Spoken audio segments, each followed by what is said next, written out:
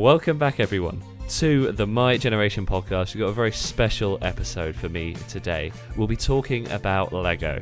Now, on the 1 year anniversary special of the My Generation podcast, myself, Tom Axtell, Connor Jenkins, and Harry Munday all kind of figured out we were a little bit of Lego fanatics. And we had a little bit of a chat about it on the 1 year special, but we realised that we were the only ones interested in that discussion and thought, hey, this deserves its own full episode. So today we're going to be just diving into like our history with Lego, what it means to us. So on a Thursday, obviously, we have guests, but on Sunday I do solo episodes. And on the Sunday just gone, I would have done my experiences with Lego. So if you want to hear from my perspective what I did with Lego growing up, then go to the Sunday edition. It's the previous episode of the show. You'll find it there. And here we're going to be sharing Connor, Tom, and Harry's. And we also want to do a Lego build challenge in the future. So if you're interested in that, stay subscribed because that is all coming up. But welcome back to the show, Tom, Connor, and Harry. Hi, mate. Thank you all for joining me. So we're talking Lego today. We're talking about where our love for it stems from, and I'd like to just sort of start with each of you. What got you into Lego? So I'll start with Connor. Where did your love for Lego begin? Oh man, I guess going back to the way early days on my memory banks right here. So I think my earliest memory of playing with Lego would have been my nan used to babysit me, and I think she purchased a ton of it back when it was literally just like the Lego City sets and the rest, and kind of like the basic houses and trucks and stuff. And I think that was it. We used to just kind of sit, and that was how we occupy our time during the day. And I like to think I was a relatively creative kid growing up, so I guess my parents kind of fed into that by getting me more and more Lego as I grew up. I subscribed to the Lego magazine and stuff. And it just kind of spiraled, if that's the right word. And for you then, Connor, was it like, did you used to build the sets, or would you make custom things? Oh man, it started with me building the sets, but then I think general ADD kid, who just got bored after a while, and I remember just having boxes upon boxes, like big, like storage boxes you get Asda or whatever. Yeah. Of those just random pieces, and I think there were times I try and reassemble the ones I took apart, but I think they just kind of got lost in the big big ensemble. Yeah, everyone's got that box somewhere that's just filled of random pieces. Although someone who might not have that box is Tom. Tom is a massive fan of keeping the sets built. So, Tom, did you want to talk about your experiences with Lego? I've liked construction. Well, I don't know construction, just building. I like things being in order, and having these sets which come with very succinct instructions which you can follow nice and easy. I think it's very natural for me to want to build those and want to see those complete, especially when you get like a couple of sets which go together, especially the modular ones. I've got a few modulars, and when you see those put together, it's just really satisfying to see. Like, I don't know, you can say, oh look at my street, I built that, Yeah, I can see it from that perspective. Do you have the Palace Cinema one? Because that's one of my favourite modulars. Oh yeah, yeah. We got a few. We didn't get the really early ones because I think I was too young then. We got the ones just after that, I think, where it started with the shop, if you know the corner one, and I think we've got all of those up to the assembly square. Well, you've probably got quite a substantial street then, so it's a good look, even just that bunch. It's very nice. Nice. Well, Tom keeps his in order. Connor's got the giant box. Harry, what about yourself? Where did Lego start for you? I remember the first Legos I really had, because my uncle is one of the OG Lego fans. He had like all the original Lego space stuff, the vintage 80s ones. But he didn't really take good care of them. He just shoved them all in the box and gave them to me. And I just used to play with those all the time. Like, they had the instructions, really worn down though. It's just very flimsy paper. And I would just play with those near enough all day until I walked into Tesco's one day. I remember just looking at a shelf and seeing like one of the Ninja Dragons, and I thought, that's pretty cool. I could see that on Power Rangers. I want it. I just bought that, and then one dragon turned into 5, and then 5 dragons turned into a whole range. And then I just kind of spent about $2,000 on ninja stuff. $2,000, wow. Yeah, well, you've got a theme there that you enjoy, because I remember you telling me before that you've up to a point had every Ninjago set that came out, right? Yeah, every single one, even the special one-shot ones. that only went to like specific shops or were only available in America. So I would go through eBay with my dad, try and find the cheapest version of it we could get, and we'd just buy it. Yeah, well, that sort of collecting is such a staple of Lego, and everyone's sort of got their themes that they stick with. So, Harry, you've talked about Ninjago as your theme. Connor, was there like a specific Lego theme that you were drawn to? Oh man, so I think my big one, it's not necessarily traditional Lego, I suppose, but my big one growing up was Bionicle. Oh, yeah, same. Bionicle was the best, man. They had movies, they had comics, they had like all the sets. It was the coolest. Oh man, that was like whenever I think like Lego, for me, definitely Bionicle is the first place I go to. It's interesting because Bionicle, some argue it's like not proper Lego because it's not construction, but like I'm in the same boat where I sort of feel like it's a staple of Lego growing up. But was it having like the story around it that was so important? 100%. I mean, like I used to like I think when the first movie came out, that was like best day of my life. I watched that movie just over and over again on VHS. I think there is a slight age difference between the four of us. We are 20 and 21, I believe. Wow. That's a VHS. I think I still watch we still had VHSs. We're not that young. All right. Oh man, I want to say year 3 or year 4 maybe it would have been. Maybe even before that. I can't really remember. But yeah, that was it. You know, obviously I was subscribed to the Lego magazine that would come every month or so, and that would be like, you know, when you just sit down as a kid and just scroll through like Argos magazines and stuff for fun. Yeah. That was my version, and it would always be like trying to convince your parents to get that one expensive set every month, you know. Yeah, it's so true. I do remember looking through Argos catalogs, and also like I don't know why I was always quite a big fan of the like straight to newspaper tiny little package sets. Oh yeah. And you can still find those, and they still do those. Like I actually started collecting them again semi recently from like the ones in Sainsbury's. So like I'd buy the magazines and just have all these like foiled sets unopened. I have too many of those to count. And then for you then, Tom, was there, I mean, you had the modulars, but was there any other sort of theme around beside the modulars that was really drawn to you? Well, that's a really tricky question for me because I'm the type of person who, depending on what time it is, it depends on what I like.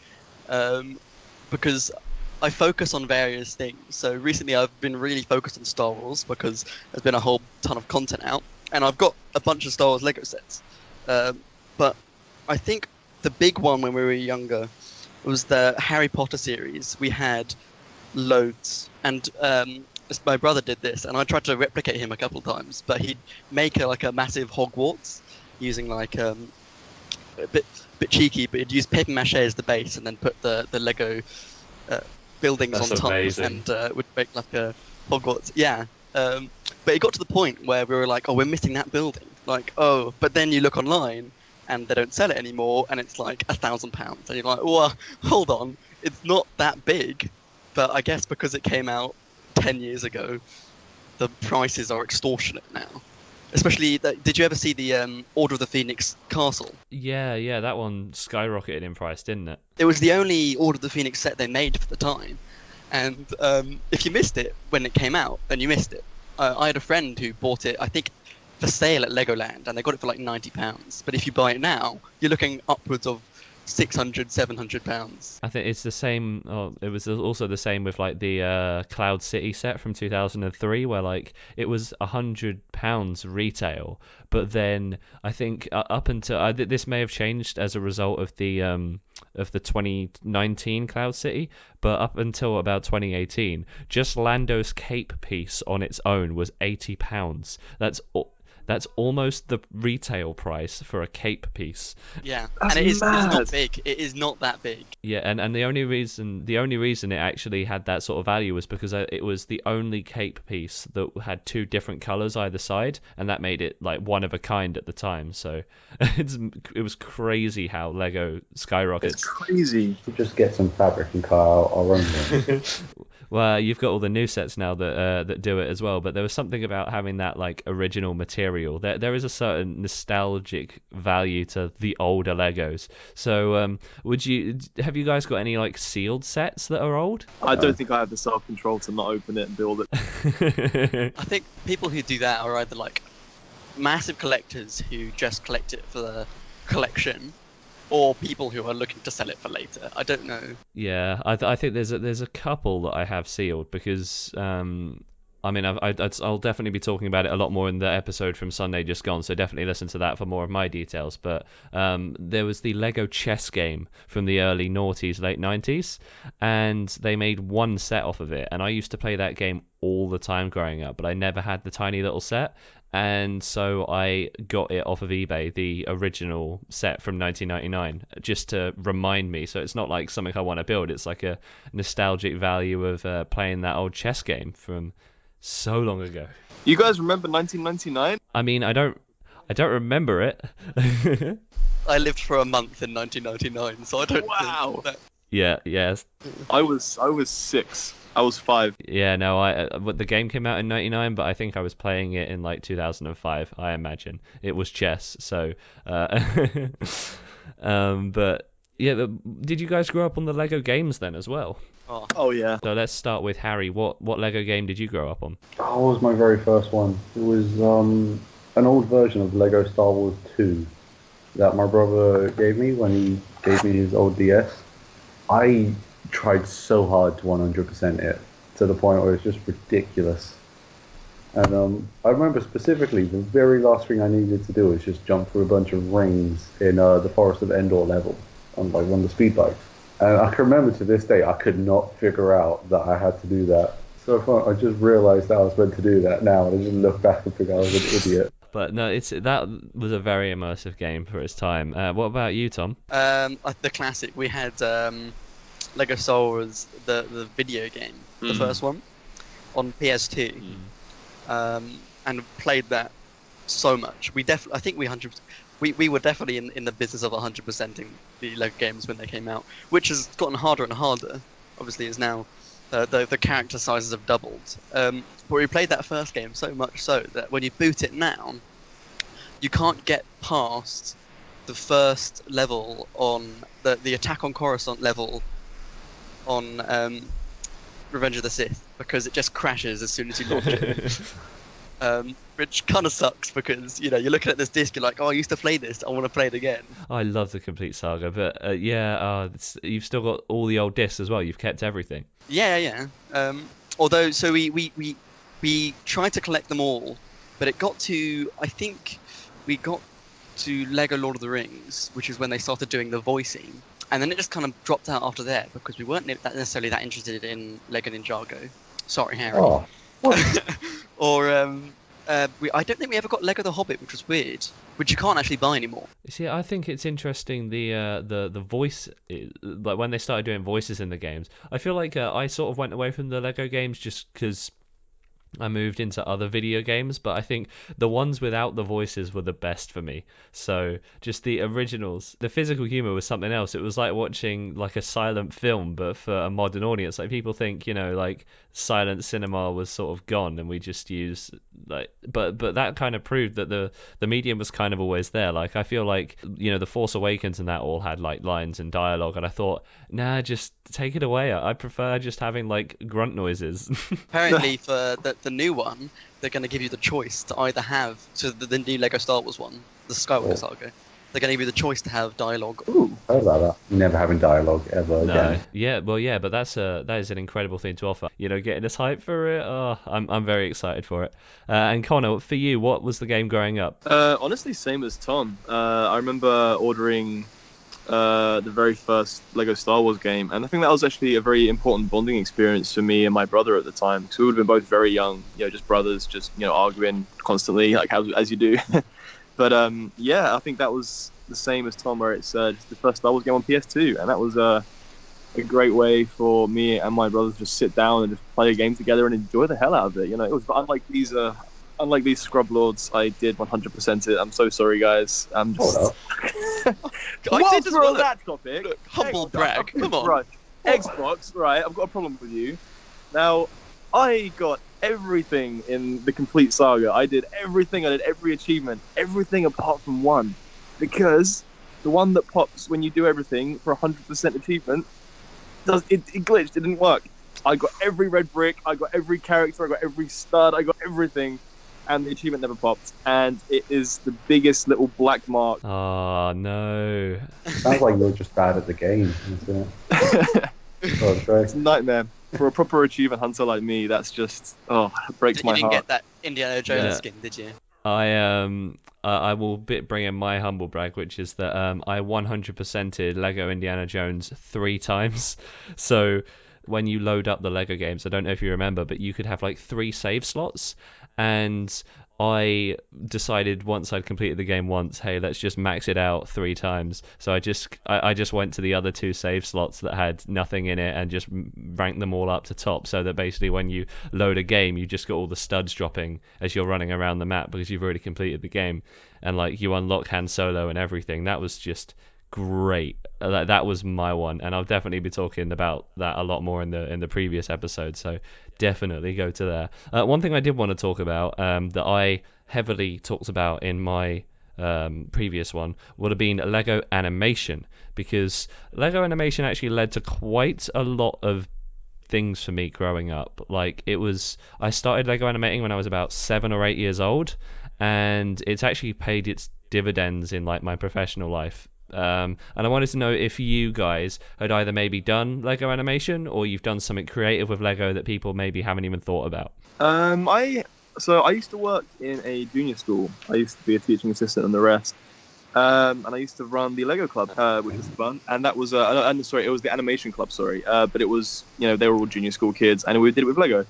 And so I used to try and teach the kids using like apps and games and stuff. And that was my little. I mean, like I never did it when I was a kid, but a couple of years ago when I was working for older students. Yeah, that was. I guess I like to think I passed on a bit of knowledge there, because I think kids are kind of growing out a bit of Lego now, which is a shame. Like the newer generations are not having that same experience that we did. All the internet and all the games and everything.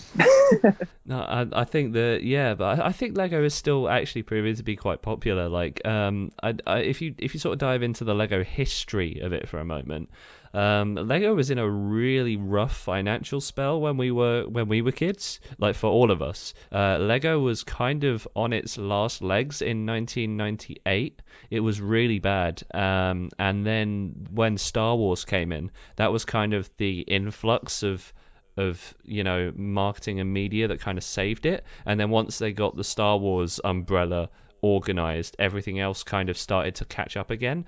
But I think I didn't even realize growing up how dire a state Lego was in, and now looking at where it is with all the prints and all the custom parts and everything, it's just crazy to watch that journey. And it shows in those early 2000 sets where they put money into prints that weren't worth it, and the stickers weren't great. But watching that transition to nowadays, I think Lego's actually in an insanely positive position. And given the current stuff and everything that's going on, it's I think almost as important as ever, if you'd agree. Yeah, 100%. I mean, I would imagine that now. I don't know whether adults have always been so interested in Lego, but I would say now definitely more than ever it is, because especially with things like Lego Ideas, where you can like create your own set and then put them for submission.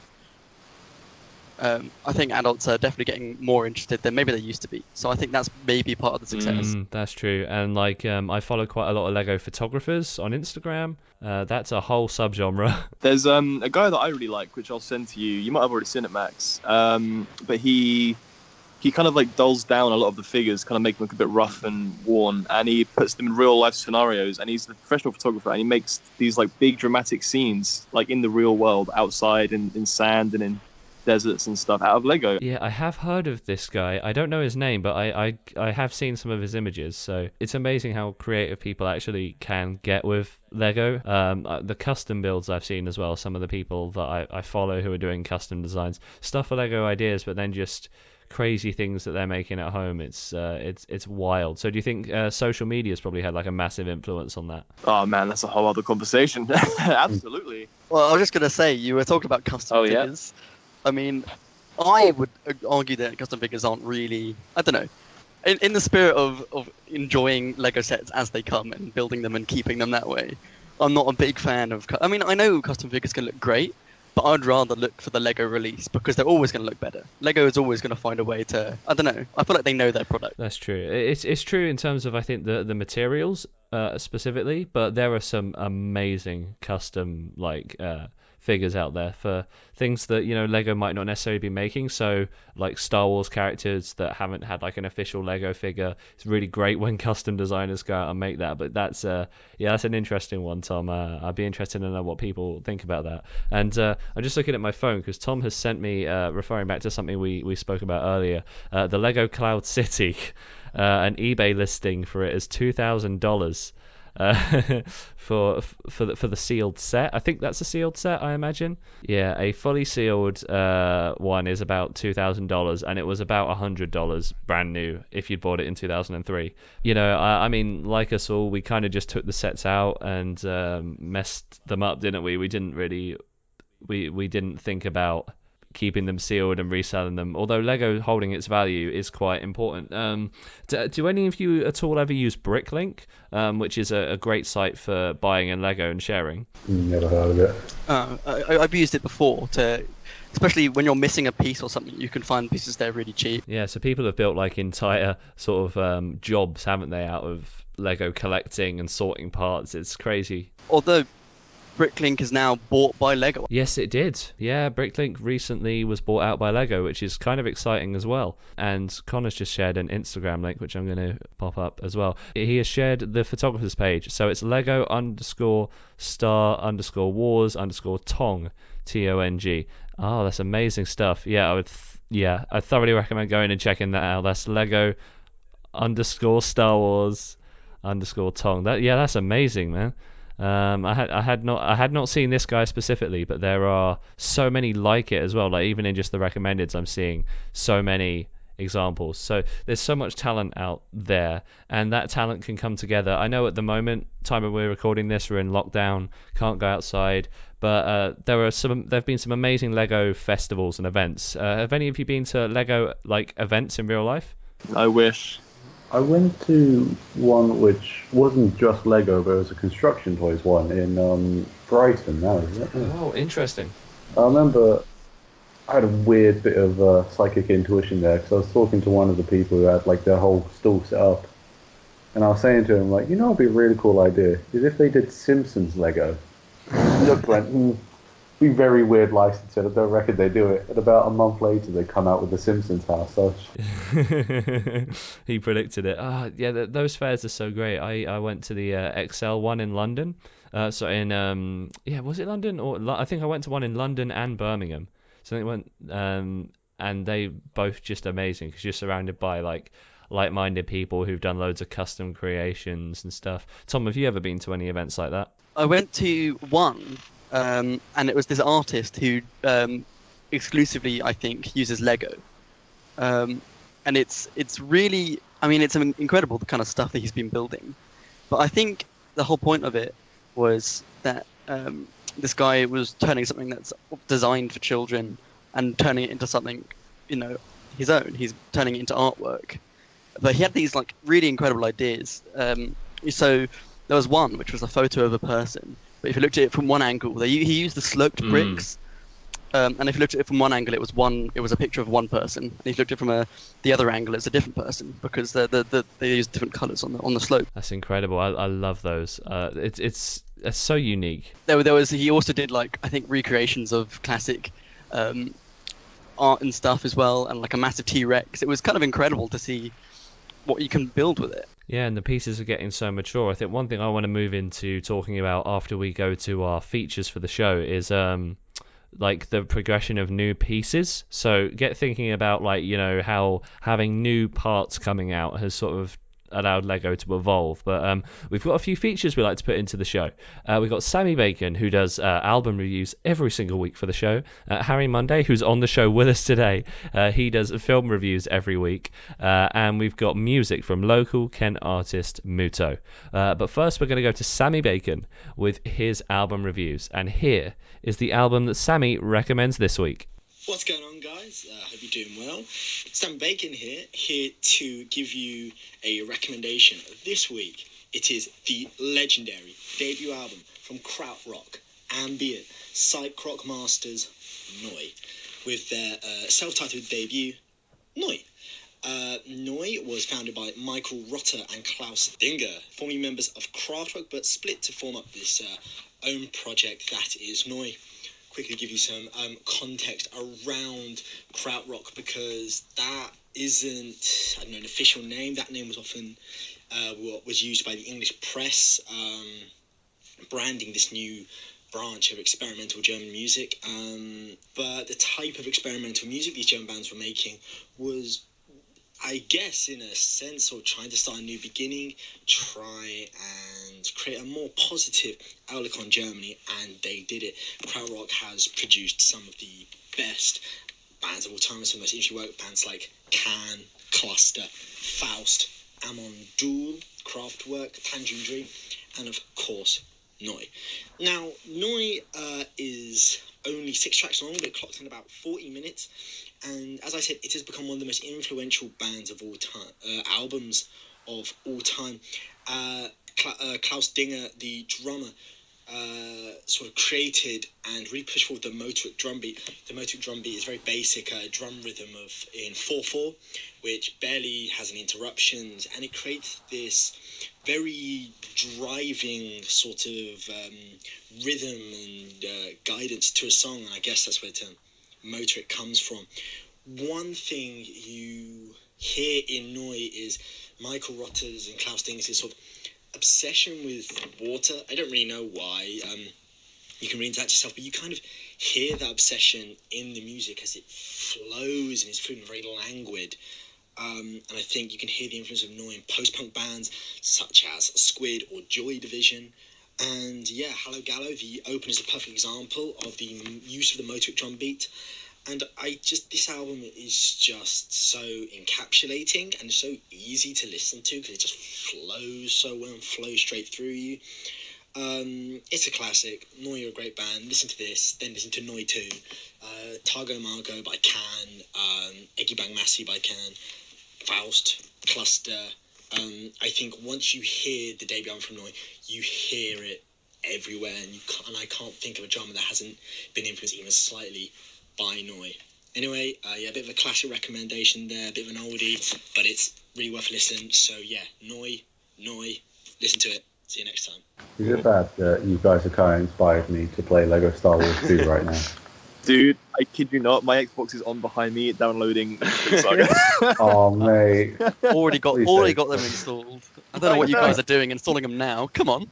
Dude, I had to, mine's already save installed. space. I'm playing it right now. God damn. This bit is staying in the podcast, so thank you for that, Sammy. Yeah, so thank you for that album review, Sammy. You can tune in with Sammy next week to hear his next album review. Let us know in the comments what you think of the albums he recommends. But yeah, everyone, as we record this podcast, I know you can't see, but they're all playing Lego Star Wars right now, which is amazing.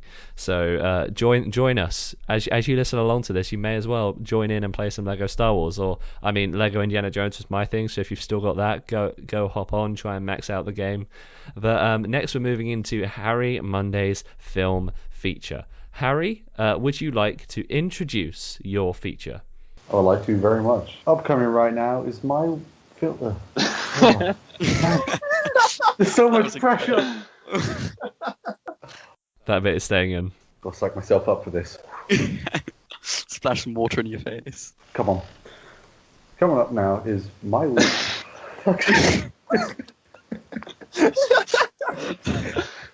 Coming up now is my film review for this week. This week's film recommendation from dear old Harry, to fit in the theme of Lego, which this whole podcast is about, I have to, of course, recommend you the very first Lego movie.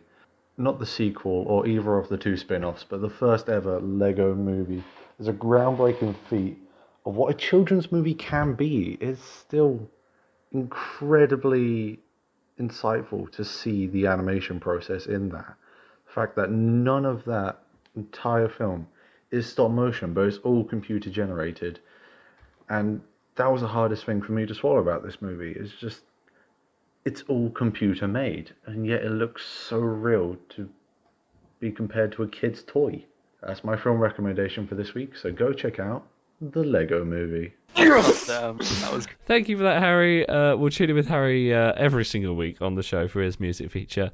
Not music. Oh, now I can't even speak with Harry's film feature. Thank you so much for that, Harry. Always bringing really new and insightful films to the show every week. Now, before we go back to our discussion about Lego, whilst all our wonderful guests today play Lego Star Wars, we've got music from local Kent artist M.U.T.O. On their website, they describe themselves as three ineffable beings and one rather more effable one, who were secretly millions of years ago created from a lava pit that would one day become Canterbury. And today on the My Generation podcast, here is their song, Phoenix.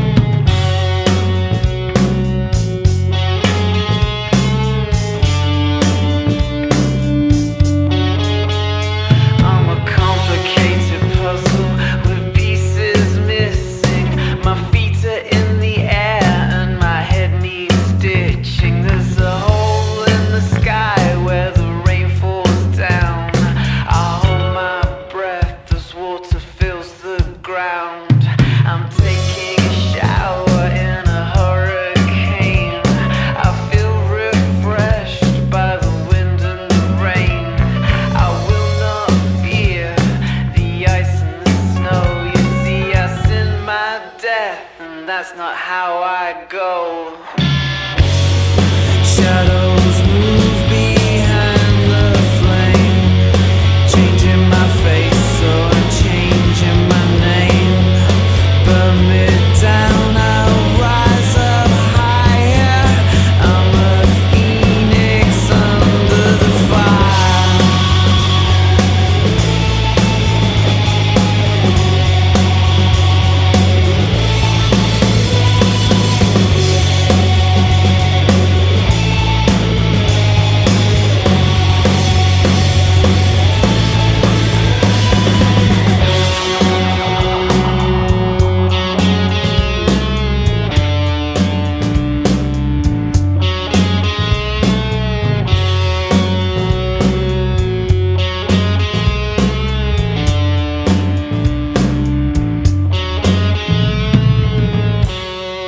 Thank you for that, M.U.T.O. Great local Kent artists. We've got their song Undead Nightmare coming up at the end of the show, so please keep on listening to hear that incredible tune.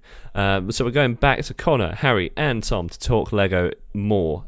Guys, I wanted to dive into how Lego's evolved with their pieces, because I think it's a really interesting topic. So we talked about Bionicles earlier, and times where Lego has like taken interesting steps to expand, you know, their parts range. And what do you think about the progression into these obscure, very unique pieces? Because it's not just 2x4 bricks anymore.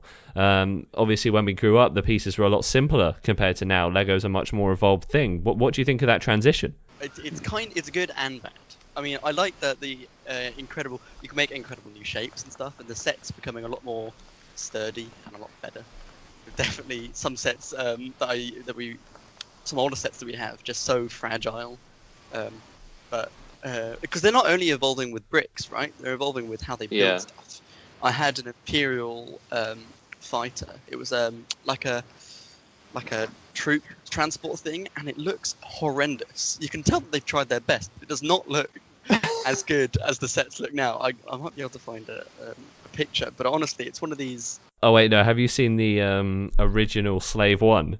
Oh, that's yeah. Nightmare, that is. Yeah, that first Slave 1 was... I mean, I've got the UCS Slave 1 sat next to me that I'm just looking at, and I'm thinking the same company made this, and that kind of goes back, as I mentioned earlier, Connor, where Lego were in a bit of a struggling period, the early 2000s, because that's when that Slave 1 came out. And it's just... Yeah, that's unfortunately not a great set because it's quite blocky, and I love Lego, but even I can admit that growing up, I think I quite enjoyed the Knights Kingdom stuff because you had the sort of you got quite a lot of bang for your buck. You got these big base plates, and I loved actually just using the base plates as like a template to build loads of things. I think the same way as like Tom's, you said about was it your brother who used like the paper mache to like put Harry Potter stuff on. I think I was kind of like that with base plates. They were so good.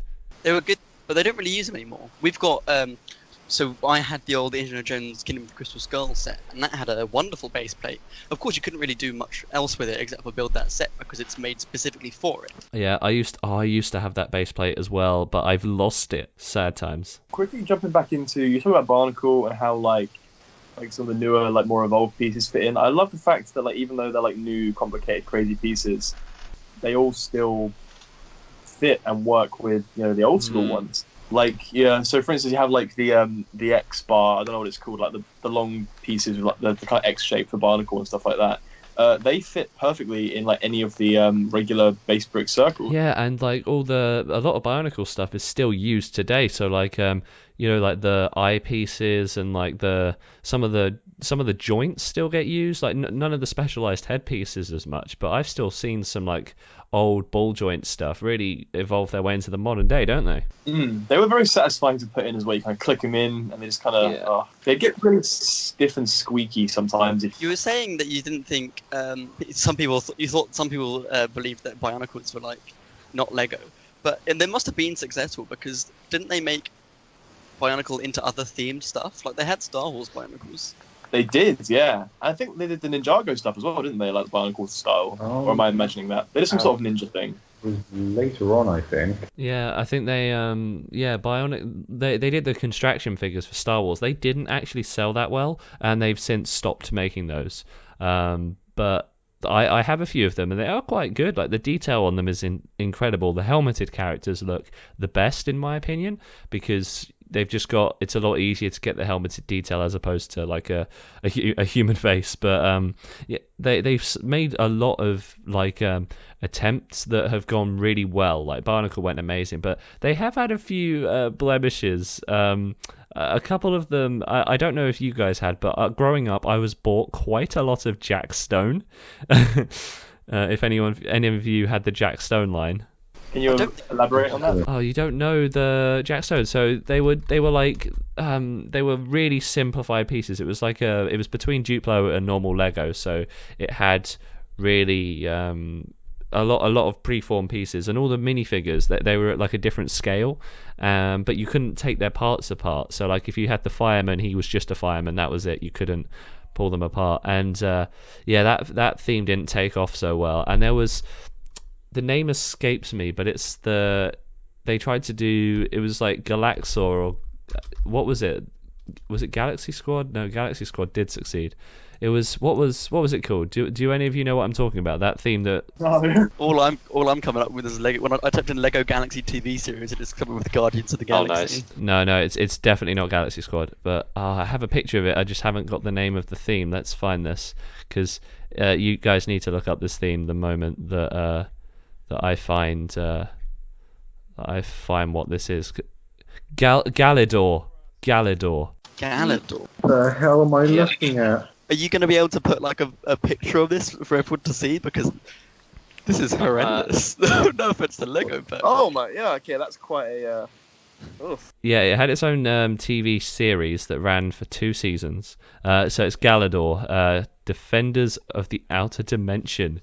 The main character is like a real person, and they had it was like a live action thing. But these were made by Lego as like one of their first attempts, I think, to try and like do something a bit different. It didn't work, I don't think, in my opinion. I'm not surprised. But it's interesting because I know people have actually taken some of the really weird Galador molds and like put them into like really normal modern day kind of like custom builds, and that's been really cool to see because some of the pieces actually still fit. But yeah, Lego's had quite a wild track record with attempting different things. Like, did any of you ever buy any of the Lego Technic Star Wars? Ooh, I never. I think my friends did. I remember it quite vividly, but I never had any myself. They didn't do too well, but I actually did enjoy the Lego Technic Star Wars. So like, the best one I think was the Droideka, because it just looks incredible in that scale. Also the Super Battle Droid, but then I don't think like the C-3PO works quite as well. And the Stormtrooper, if you look at the Lego Technic Stormtrooper, it's that one is not a bit of me, unfortunately. Oh man. the droid looks good as well. I think it falls into. So me and my housemate were talking about this just the other day. Actually, it's the same reason I don't really enjoy the mini sets of anything, because I like the fact that with Lego everything's kind of to scale with itself. So I'd rather, like, if I buy a set, I would rather it be to scale with the minifigures as a base, you know, like instead of buying the ones where it's kind of like a Star Wars ship and it's like really tiny and they're kind of sitting at the top of it. Oh, so like the micro fighters. Yeah, that sort of stuff. Like, I'm not really. I mean, like, it's cool, but I think like it just kind of looks out of place with the rest of it, because I like having the minifigures as like a base for scale. Yeah, I agree with that. It makes it a lot easier for people to interact with them. But I think the micro fighters, I do think, have their place, because you can suspend your disbelief. And if you've got a smaller budget, like if you buy 2 micro fighters, you can actually still simulate a scene of some description. I imagine, though, micro fighters aren't really done for us, right?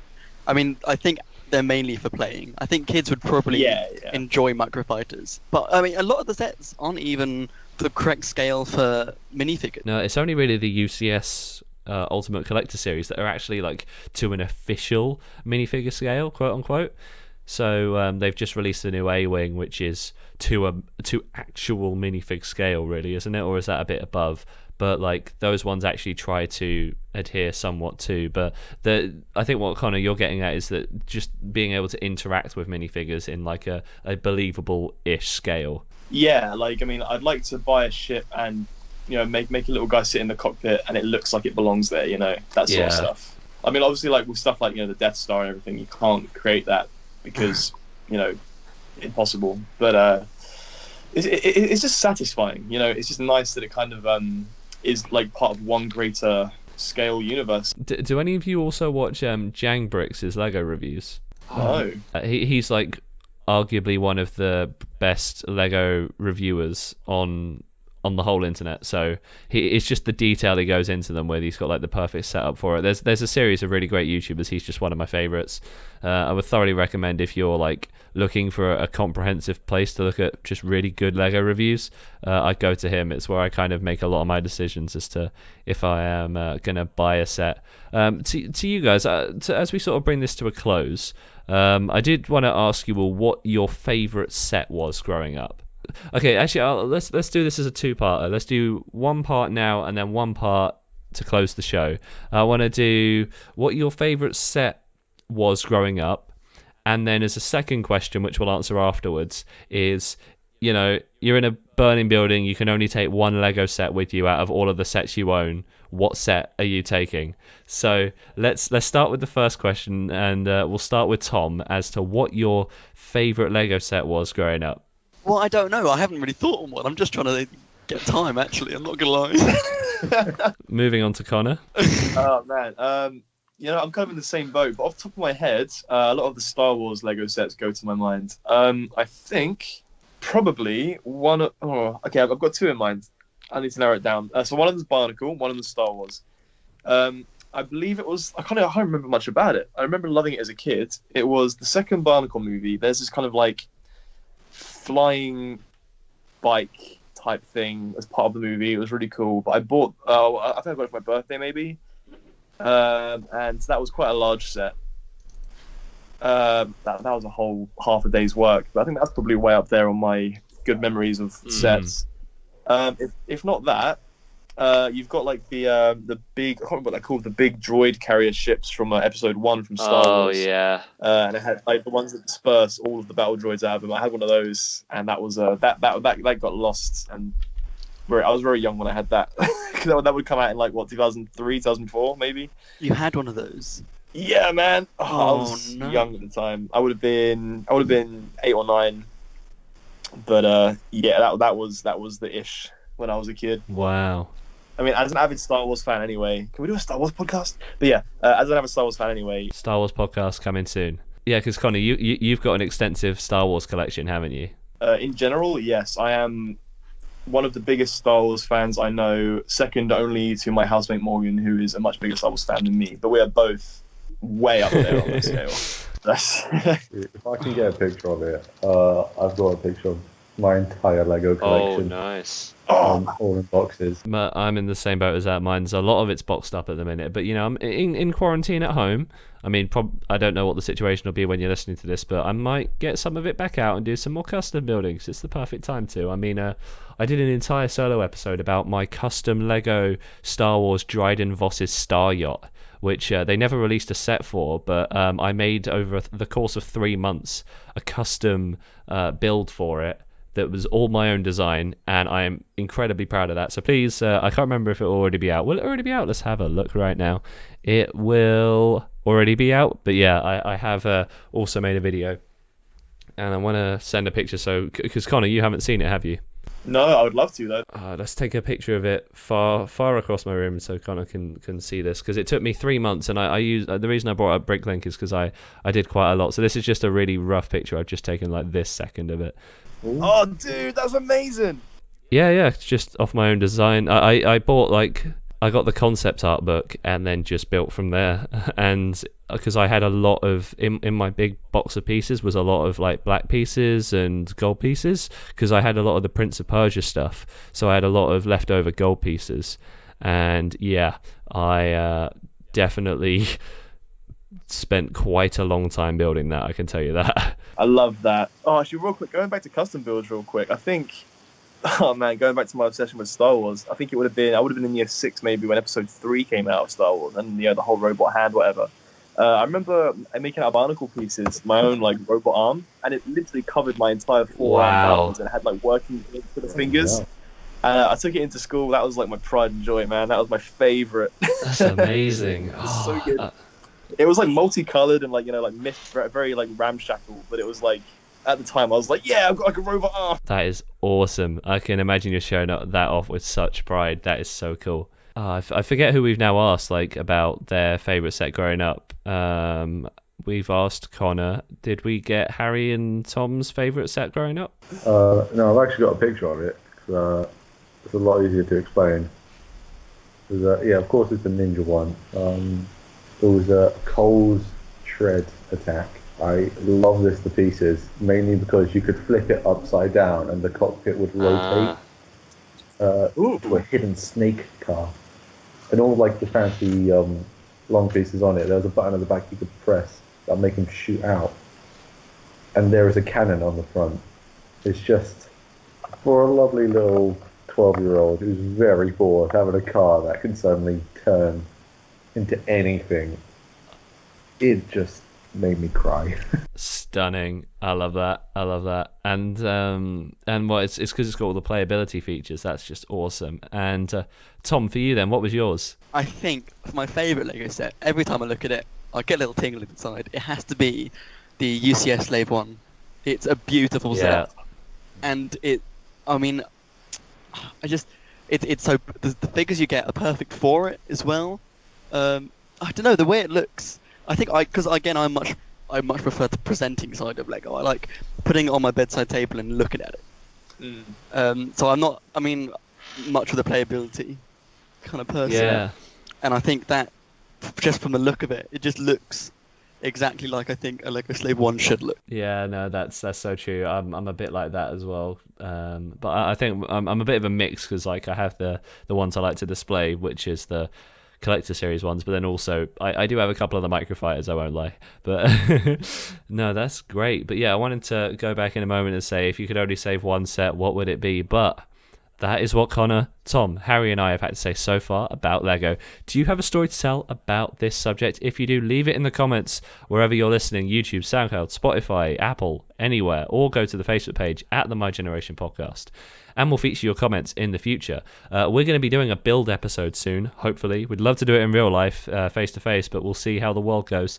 And if, no matter how things go, we are making a episode that is a build along podcast. So excited to do that. That's going to be really great fun. We're going to do it as a challenge. It's going to be a race to build something really cool based off of a set.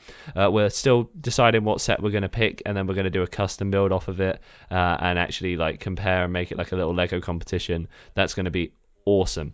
I'm just going to tease ahead to a few more topics we've got coming up on the show. So we've got Aaron Frith coming up on the show soon. Aaron's talking about the music creating process. Now, Aaron is a very interesting story because Aaron was someone who I used to play football with back at school when I was in secondary school. We both used to play for the same local team, and I sort of, fell out of touch with him.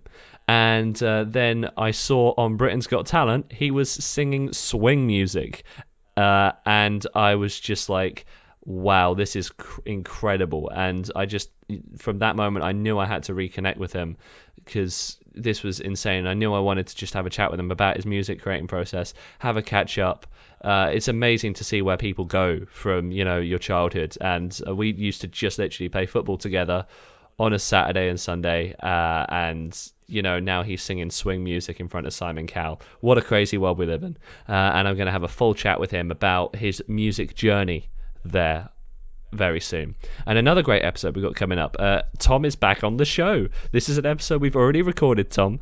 And it is about the Drama Society that I will become a president of very shortly, crazily. I've been voted in as a president, unimaginable times we live in. But we've got Alara, Tom, Clarice and Serkan all on the show talking about a play that we all put on as a group. Harry was also in that play as well.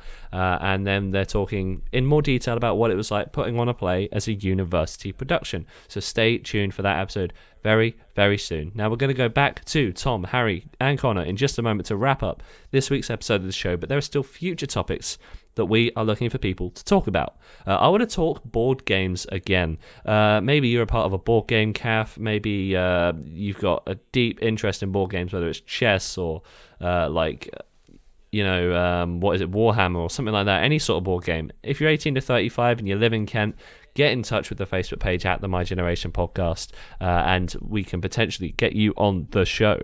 But going back to Connor, Harry, and Tom to ask that other question, which is, if you could only save one Lego set from a burning building, what set is it that you own? We'll start with Connor.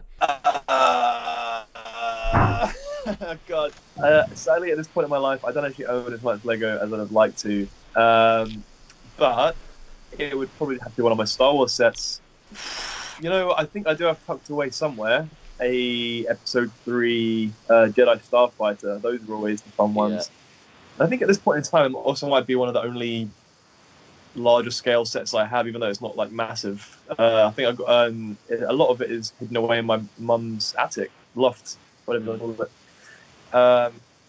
So I think that would be my answer. Something Star Yeah. Warsy. No, that's fair enough. And Tom, you said you already had one prepared. I think it has to be my Lego Wally. I've taken it with me when I've gone to university. It's just a small little set. It's so nice. It was such a great build as well. Wow. Yeah. Wow. Yeah. It was an ideas set which they released, and I got it for Christmas once.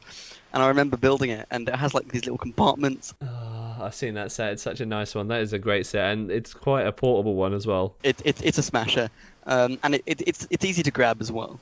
Not that I wouldn't want to bring my old slave one with me, but I think that'd be quite hard to move. He's thinking of the practicalities. I like this. And Harry, what about you? This is why I flex a bit, and I've got to say my Lego Helicarrier. What? You got one of those? Yeah, I think I told you the story of how I got it in the 1 year anniversary. But for anyone who hasn't watched that, I just walked into a Lego store, no hesitation, went up to it, picked it up, and went to the counter and just bought it. And everyone in the shop was staring at me, looking like, 16-year-old. He's buying Lego. So my dad was so worried about me carrying it around, we immediately went up to the car and put it in. I can't actually blame you. Like, I love going into the one in Bluewater and just being like that 21-year-old guy walking around buying Lego. It's just the best feeling. I will bring up that Lego set next year, and we are going to go to Bluewater at some point to buy Lego. That is a trip. That is a trip. That could be the My Generation podcast vlog. The Lego Lovely. Lovely. Well, guys, before we finish the show, we're going to go back to M.U.T.O. I've got one more question for all of you, but we're just going to go back to M.U.T.O. quickly there. That band based in Canterbury, once again, we've got their song Undead Nightmare here now on the My Generation podcast. Hope you enjoy.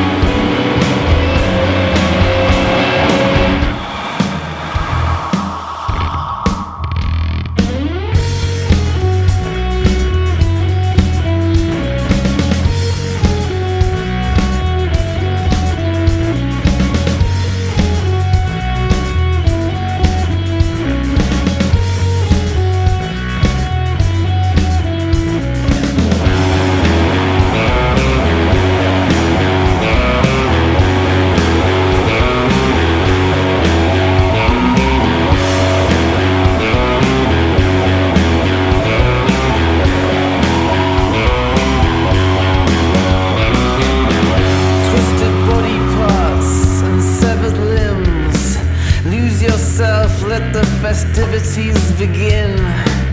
Friends transform to a twisted primal state, ripping apart each other like some kind of human steak. I see it crawling underneath your skin. It's taking hold of you, you've let the darkness in. I feel its presence, I can taste the stench.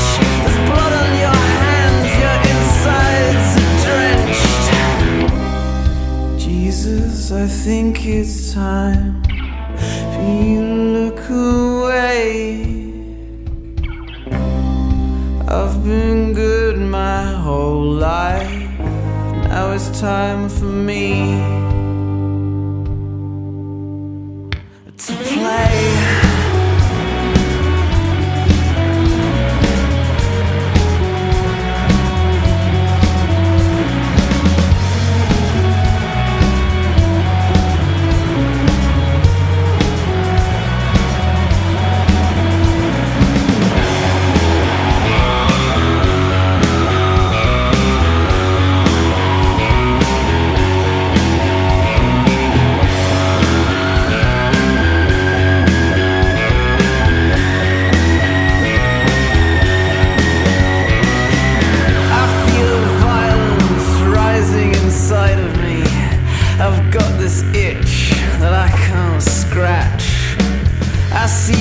struggle as you're drowning in gasoline. I shed a smile as I light that match. I'm making friends with fire and vengeance. I strap a chainsaw to a motorbike. I'm heading deep into the bloodshed, sent from above to set things right. Jesus, I think it's time for you to look away. I've been good my whole life. Now it's time for me to play.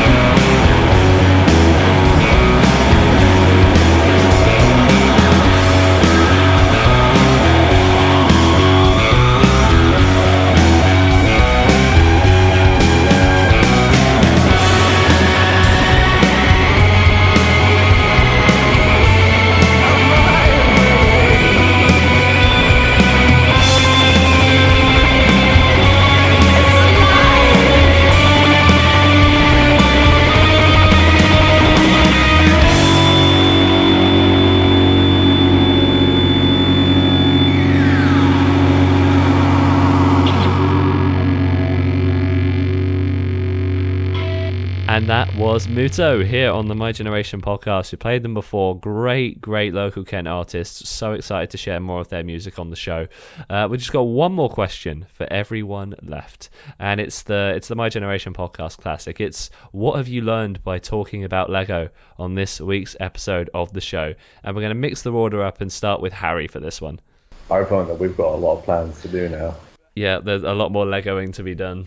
We've got a lot more Lego to be had here, boys. And Tom, what have you learned? I've learned that Lego is something which everyone can love, and can be loved in different ways. Oh, that's very sweet. Beautiful. And Connor, just finally to wrap up. Oh man, honestly, I think no matter what age you are, no matter what you're into, Lego is such a fantastic thing to get into because there's a market for everything. You know, whether you like weird little minifigure sets or you like the massive builds, like a helicarrier, you know, there's something in it for you.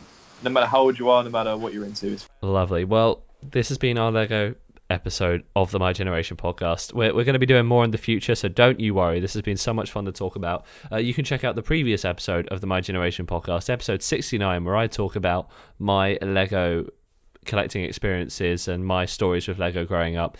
So excited to share more of this incredible stuff in the future. Lego has such a place in all of our hearts, and realizing that in the 1 year anniversary episode, very glad we took it into its own episode, because we could have bored every other guest to death, but that was great fun. So thank you all so much for listening. Thank you all so much for coming on the show. Lovely stuff, and we'll tune in with you on Sunday for the next solo episode of the My Generation podcast.